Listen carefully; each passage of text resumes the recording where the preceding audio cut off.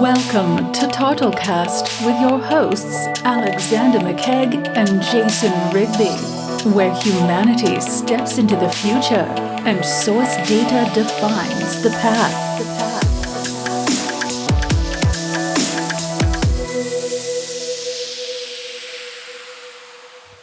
Hey everybody, welcome back to this week's episode of TARTLEcast. Nice shirt, bro. With Jason and Alex.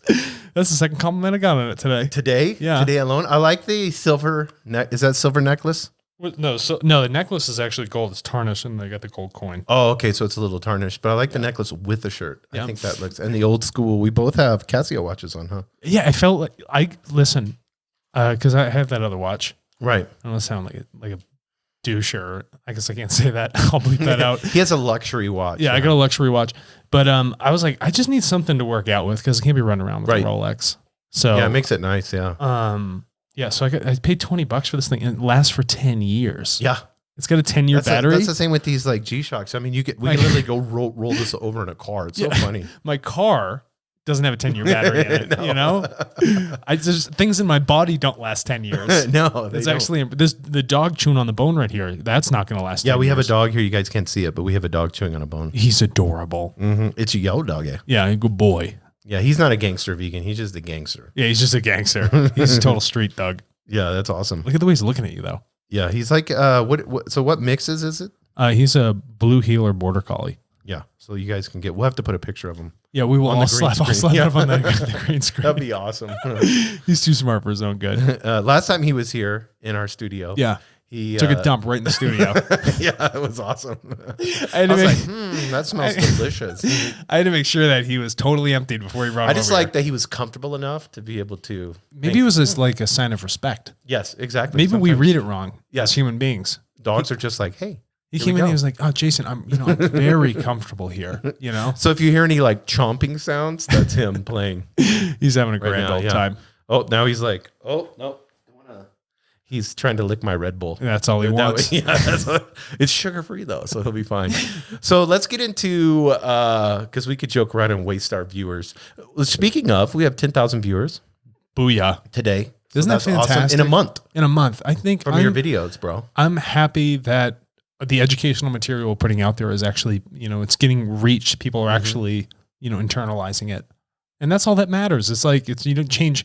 you're not changing the whole world's mind at once. I'd love if we could, but 10,000 people is fantastic. Yes, and that's what we're going to talk about today. Yeah, and just so everyone knows, I didn't fluff that up. I don't have time to sit around and watch my videos for 10,000 views.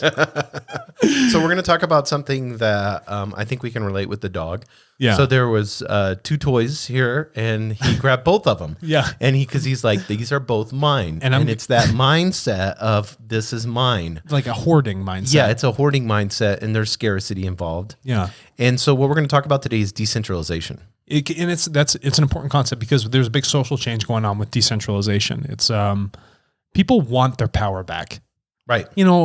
If they feel like they've been like raked through the coals for so long, lied to, abused, taken as a number rather than a human being. And they're like, something, I need to take control of my life. Whether it's like I'm selling my house and I'm going to go buy a van and I'm not going to have any debt, Right.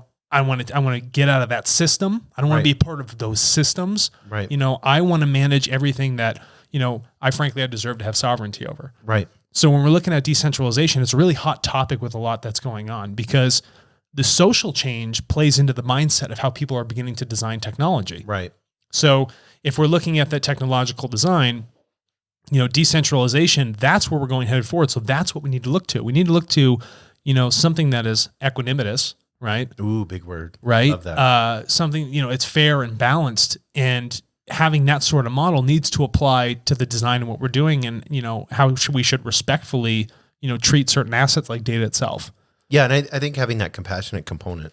Yeah. And we can get into AI, machine learning, and all that, and we'll get into blockchain a little bit with decentralization and TARTLE. Mm-hmm. But I kind of want to give a definition of centralization. Yeah, please do. Decentralization is the process by which the activities of an organization, particularly those regarding planning and decision making, are distributed or delegated away from a central, authoritative location or group. Right. So it's not anarchy. Right. It's nice to have laws in place, fair laws that make reasonable sense. But for the majority of other things, taking the choice away from people that are making it for you, that's the rub. Right. That's the real rub. That's the tech rub. That's the social rub. That's the emotional one.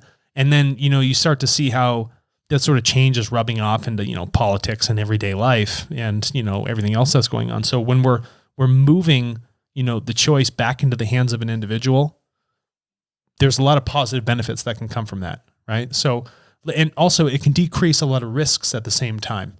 And it's not saying that, okay, if we take it away from a central authority, there's not all eyes on it, things will get out of control. It's like, no, because of the availability of technology today, we can efficiently decentralize things while still maintaining the amount of safety that is required to run that sort of norm in society. Where before, if you're decentralizing everything, it's kind of like a Wild West view. Oh, yeah, right. Yeah, but now we have the ability to still remain that interconnectedness, but there's no reason to silo things anymore. So if we're like, say, I'm just going to use data because it's an easy example. If we're going to start putting all of our information into one place, like Experian, and then someone hacks their database, well, they've been holding on to everything. They literally piled everything into one thing. So it's a huge risk. It's sitting there. It's like a big target. And it's like, come hack me. Come take my information. Right. It's worth a lot. But if you take it and you containerize these things in different areas, you get this like network mapped system that can support itself, and it can still transfer information just as efficiently as something that was siloed, if not better. But the thing is, it becomes much more difficult to hack and break down and get into, because now you have enhanced security standards upon all these little small things. So rather than just having to break through the wall of one thing, I have to break through 10 million walls. Right. That just makes a heck of a lot more sense. And at the same time, you can offer all the social good, the value back to the people that actually deserve it, while decreasing the risk and, storing information or data at the same time. That's a big win. So those sort of mindsets and framework play into things even like currencies. Because you had mentioned, for blockchain, right? There's nodes that are all over the world that support this currency system that runs across the internet. So it's all these people saying, okay, we believe there's a value in it. We're here to support it. And if one node goes down, another one can come up and take its place. Mm-hmm. And all those nodes will verify one single chain of information to say that this transaction happened. So yes, there's a central, piece of information that is strung throughout, but it's all supported by everywhere across the globe. So it shows you the power in decentralizing something, because it affords that efficiency and the ability for everyone to come in and be a part of that system. Rather than if you centralize it in a silo, it limits the amount of people that can come in and actually play with that asset, or that opportunity, whatever it might be. Yeah, and a lot of people think of, Bitcoin, and I know there's a lot of currencies that are out there, online, and so some of them will be here. Ethereum, Litecoin, Dogecoin, exactly. All that stuff. Yeah, so... But a lot of people don't realize when it comes to blockchain, I want you to talk about this, but I'm going to give a good example for humanity. I love good examples, yeah. With how blockchain may work, which is currency is just a part of it. So there was a human trafficking ring here in the United States, mm-hmm. and they were using a website that's it's currently down now. It was called Backpage. Okay. And so what they found was people were using Bitcoin to purchase ads on Backpage. But they were using the same ads depending on, the kids or the girls, the prostitution rings that were going on. They found that what they found with blockchain was when they went in and started looking at, ID verifications and stuff like that, and ledgers. Yes. Because blockchains have ledgers in them. They were looking at these ledgers were all, thousands and thousands of dollars of the same ledger coming from one central place, going throughout all the big cities in the United States. Right. So they were able to put that all together and then able to say, oh, okay, we have all this information, authorities. You have human trafficking going on with this organization. They're using, Bitcoin or whatever, blockchain, and then they're turning around and they were able to take that and find where they were at and all that. And it's a good story. I'm so glad you brought that up, because everyone's like, oh, terrorists will use cryptocurrencies and all this other stuff. Well, if you think about it, you've given power back to individuals to anonymously make a transaction. But the thing is, because it's decentralized, because it's sustainable, and because it's a socially inherited value of this currency, you have the ability to create a map. And so an IP map of these nodes. Right. So I know that because this ledger is verified, it says that this node, it came from here. Right. So you can actually see every single time that you have consistent numbers of people buying this ad, that someone in this general area where this node's being processed is the person that is running this ring. Right. And so if anything, it was a much faster way to crack down on a ring of people creating a crime, a very, dehumanistic crime, a very terrible moral crime at a much faster rate than people that would be just transacting in cash. Yeah, because could you imagine each city trying to... No, it'd be a nightmare to get all the different... each detective from each police department in each city trying to figure this all out, and they were able to... So, because everybody thinks dark web, and they think, everybody uses Bitcoin to sell drugs. That's a news spin. Yes. What you find is that this decentralization, it created such inefficiency in this system that it afforded us the opportunity to prevent more people from getting pulled into essentially a siloed system of trafficking, human or sex trafficking. Right. That's a huge benefit. It offers you the anonymity, right? But if you're doing bad things, people will still find out. But we can just do it in a faster manner. But I think it's just absolutely fantastic that it shows you that it compared to the rate of speed in whatever's being processed in a centralized system and getting all of those resources together, you instantaneously pooled the resources of all the decentralized nodes together to solve an issue. That's a big benefit of decentralization.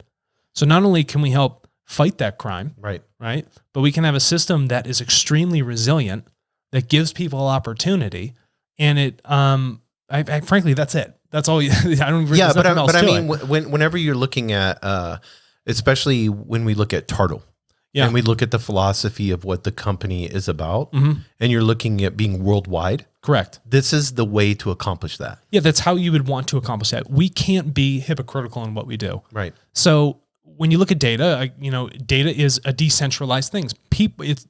Companies have tried to silo it. Yes. So that they can hoard it, like the dog is hoarding the bones right now right. in the room.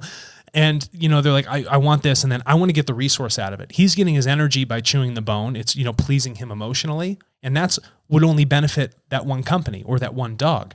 But what we're saying is when you look at data, if you allow it to be decentralized, put the power back to the people, you can give that emotional benefit to 7 billion people across the globe, right? You can give them the opportunity across the globe to do so. And at the same time, you can pair that with a currency that shares the same characteristics. And that's when you have something beautiful.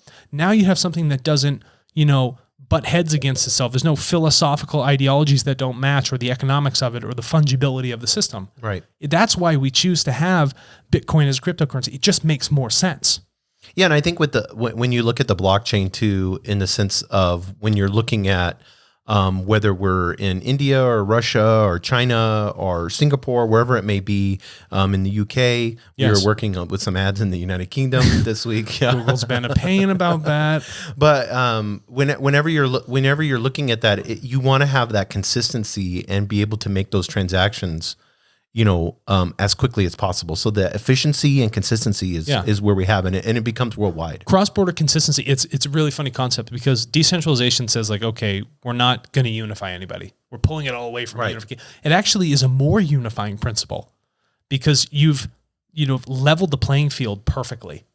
And now everybody, regardless of border, can interact with one another. They can share and find opportunity. That's a very unifying principle. And a lot of people don't realize with blockchain, you can share data. I'm going to give you a prime example. You can share data and encrypt the user. Of course. So I don't think a lot of people realize that because what happens is like for now, you have all these silos with COVID-19. We're having that issue. And I believe within a year, they'll have vaccines and all that stuff. Right. So, I mean, we've got other issues like malaria. We've thrown billions of dollars at. Haven't figured that out. Yeah. We have human trafficking. We have a lot of bigger issues, food issues, malnutrition, water. I mean, there's a lot of other issues that are out there. And I think as we get AI, machine learning and all that, and we get more decentralization where this data can be shared. Yeah. See, that's the key right now. Like you said, is every company, when they do a study, they're taking that and siloing it. So if it's Johns Hopkins, they have that information. That's a great example. Yeah. And if once that you could say, oh, okay, it's anonymous users, let's put this data together. Now you have scientists all across the world, not just the United States, but all across the world are able to take that data. And now you have the ability to be able to have the synchronicity to create something amazing. Yeah, and you have to trust those people. Right. You have to trust that everyone across the globe will share that info. It's not for you to make the decision that we're going to be the heroes. Everybody's their own hero. It's their Right. information. It's what they created. If they want to be part of a society that elevates themselves, let them do that. And not be part of a silo that just looks for shareholder profit. Yeah. And that's honestly, that's the old game. Yes. And I'm saying game because that's exactly what it is. That's the drama they want to live in. Now we want to move into a reality that makes a lot more sense. A reality that's truly balanced and that affords that opportunity. And decentralization is a step. It's a step in the mindset. It's a step in economics. It's a step in the social change of everybody and how we interact. And it's elevating humanity. And that's what TARTLE is all about. And we want to elevate humanity. And I appreciate that. And you understand that. And, that's where the design comes from. That's the purpose. And if we follow through with that, something that truly works, and we've seen the data shows that it's a system that truly works, that's something we should all be pursuing. I love that. That's a model that needs to be focused on. That's perfect. That was awesome. Can we end on that? Yes, let's do it. All right, cool deal. Thanks, everybody. Yep, thanks.